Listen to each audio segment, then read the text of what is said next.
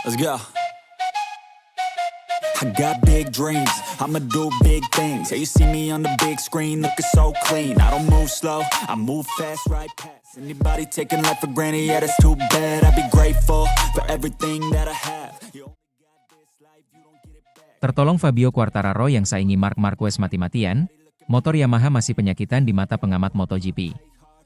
Pembalap Monster Energy Yamaha, Fabio Quartararo, dinilai sudah memberikan segala kemampuannya untuk mendapatkan hasil baik pada MotoGP 2025.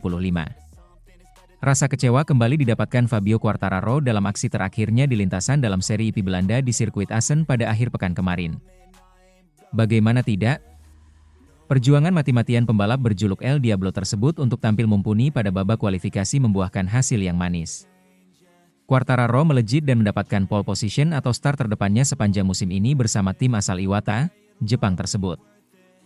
Start dari posisi terdepan tak menjamin langkah Quartararo dalam seri ke-10 musim ini berjalan dengan mulus baik untuk sprint race atau Grand Prix. Juara dunia MotoGP musim 2021 tersebut harus gigit jari saat sprint race atau balapan mini di mana dia tidak bisa merampungkan lomba. Adapun saat Grand Prix, Quartararo tak mampu membendung kecepatan Ducati yang mengandalkan Marc Marquez dalam meraih kemenangan. Rider berusia 26 tahun tersebut melorot tajam dalam lomba selama 26 putaran itu sebelum akhirnya menduduki finish di tempat ke-10.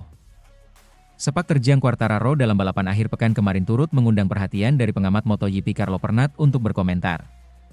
Pria asal Italia itu menilai bahwa performa yang ditunjukkan oleh Quartararo di atas motor YZR M1 tak lepas dari keuntungan Yamaha sebagai tim konsesi.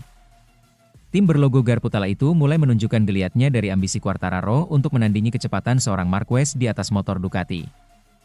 Status konsesi telah membantu Yamaha dan Honda, kata Pernat, dilansir bolasport.com dari laman Motosan. Tapi pada akhirnya, Anda tahu di satu seri mereka berjalan dengan baik, yang lain buruk, setengahnya lagi bagus. Di sini Honda mengambil mantel Yamaha berkat Quartararo yang juga melakukannya dengan baik, imbuhnya. Bagi Pernat, rider asal Prancis itu benar-benar berada di level yang lebih tinggi dan belum mampu terakomodasi oleh performa motor Yamaha saat ini.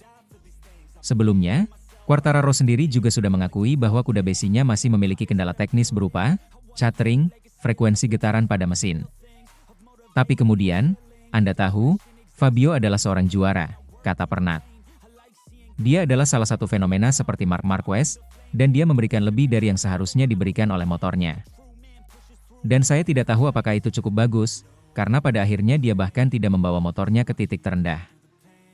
Dan karena masalah teknis dia tidak memiliki datanya, menurut saya, itu bisa menjadi sesuatu yang negatif.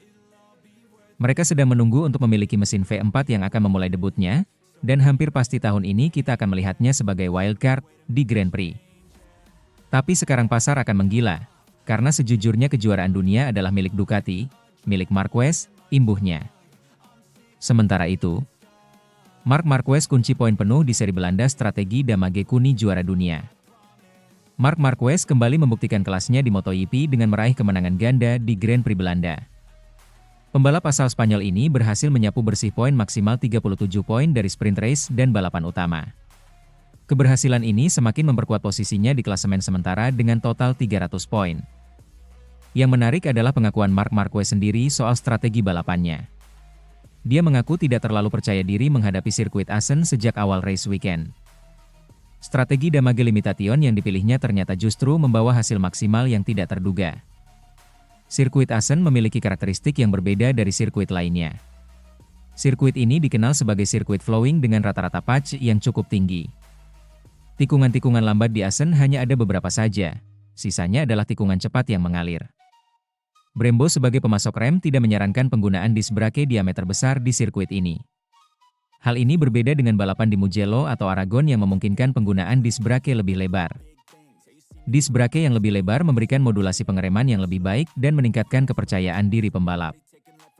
Marc Marquez memilih untuk tidak terlalu agresif dan fokus pada Damage Limitation. Setelah memenangkan sprint race, dia tetap mempertahankan strategi yang sama untuk balapan utama. Ternyata pendekatan ini justru memberikan hasil yang sempurna dengan 2 kemenangan beruntun. Kemenangan ganda ini menambah poin Marc Marquez menjadi 300 poin. Jarak dengan Alex Marquez di posisi kedua klasemen kini mencapai 68 poin.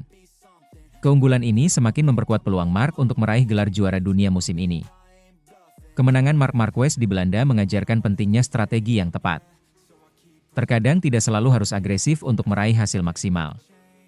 Pengalaman dan kemampuan membaca situasi balapan menjadi kunci utama kesuksesan. Sementara itu, Marco melandri, jika Marquez bersaudara tak di level saat ini, Francesco Bagnaia menangi setiap balapan.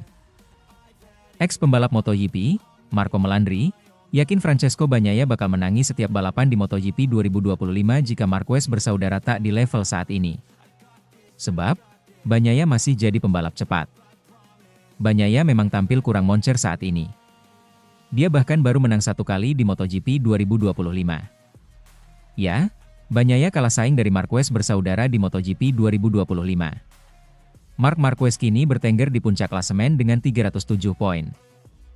Marc Marquez kerap sapu bersih kemenangan di setiap serinya. Pencapaian ini bahkan sudah diukir Marquez di 6 seri MotoGP 2025. Tak kalah mentereng dari Marc Marquez, sang adik, Alex Marquez juga rutin naik podium. Alex pun memepet ketat Marc di klasemen dengan koleksi 239 poin. Sementara Bagnaia, dia baru menang sekali sejauh ini di MotoGP. Dia pun masih bertengger di belakang Marquez bersaudara alias urutan ketiga dengan 181 poin. Bagnaia pun dibela Marco melandri. Menurutnya, Bagnaia masih sosok pembalap hebat di MotoGP. Kekuatan Bagnaia tak berkurang sekalipun. Dia bahkan bisa menang jika Marquez bersaudara tak di level saat ini. Bagnaia perlu melupakan Marquez dan fokus pada dirinya sendiri. Saya pikir semuanya tergantung pada kecepatan Marquez, karena Bagnaia tidak akan lebih melambat dari tahun lalu, ujar melandri, dikutip dari Motosan. Tanpa kedua Marquez pada level mereka saat ini, Bagnaia akan memenangkan setiap balapan. Kebutuhan untuk melaju lebih cepat pasti akan menimbulkan masalah saat harus melampaui kemampuan, lanjutnya. Sekarang, ia lebih fokus pada pengereman yang tentunya merupakan kesulitan, seperti yang ditunjukkan oleh data Marc. Meningkatkan kemampuan tidaklah mudah, itu sangat bergantung pada gaya berkendara, tutup melandri. Sementara itu, peringkat Crash MotoGP usai seri Belanda 2025, Marc Marquez cuma jatuh 7 kali. Peringkat Crash MotoGP 2025 setelah 10 seri, di mana Marc Marquez membalikan tren dengan Ducati EP25. Tapi siapa raja Crash sementara ini usai seri Belanda kemari? Berikut peringkatnya. MotoGP identik dengan tontonan seru, tetapi juga dengan risiko besar. Kecelakaan merupakan bagian tak terpisahkan dari olahraga ini, meskipun terkadang dapat menyebabkan cedera serius pada pebalap dan memerlukan operasi. Selama putaran terakhir musim 2025 di Assen, Alex Marquez misalnya mengalami kecelakaan parah yang memaksanya masuk ruang operasi.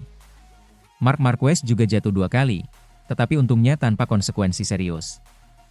Setelah 10 seri kejuaraan dunia MotoGP, pebalap Honda Joan Mir memimpin peringkat kecelakaan dengan total 13 kali crash. Tidak semua kecelakaannya disebabkan oleh upaya memacu motor hingga batas maksimal, karena pembalap asal Mallorca itu juga terlibat dalam kecelakaan dengan pebalap lain. Untungnya bagi Mir, tidak ada konsekuensi serius, tetapi hal itu juga menyoroti kesulitan motor RC213V pada momen khusus ini.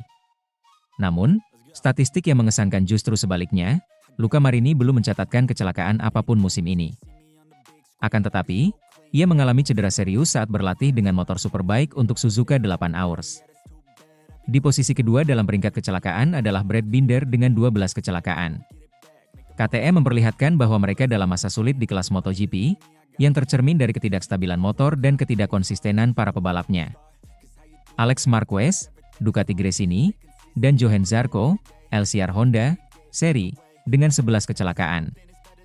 Hal ini mengejutkan mengingat Alex Marquez, yang berada di posisi kedua dalam klasemen, mungkin menunjukkan bahwa ia seringkali harus berusaha keras untuk mengimbangi dua nama besar Marc Marquez dan Francesco Bagnaia. Franco Morbidelli dan Jack Miller menyusul dengan 10 kecelakaan. Rookie Ai Ogura telah jatuh sebanyak 9 kali. Peringkat yang lebih rendah ditempati Marc Marquez, Fabio Quartararo, Fermin Aldeguer, Pedro Acosta, dan Marco Bezzecchi, 7 kali. Berbagai merek dan pebalap dengan gaya yang berbeda. Yang menarik Marc yang dikenal sebagai pemecah rekor jumlah jatuh, terutama pada musim terakhirnya bersama Honda.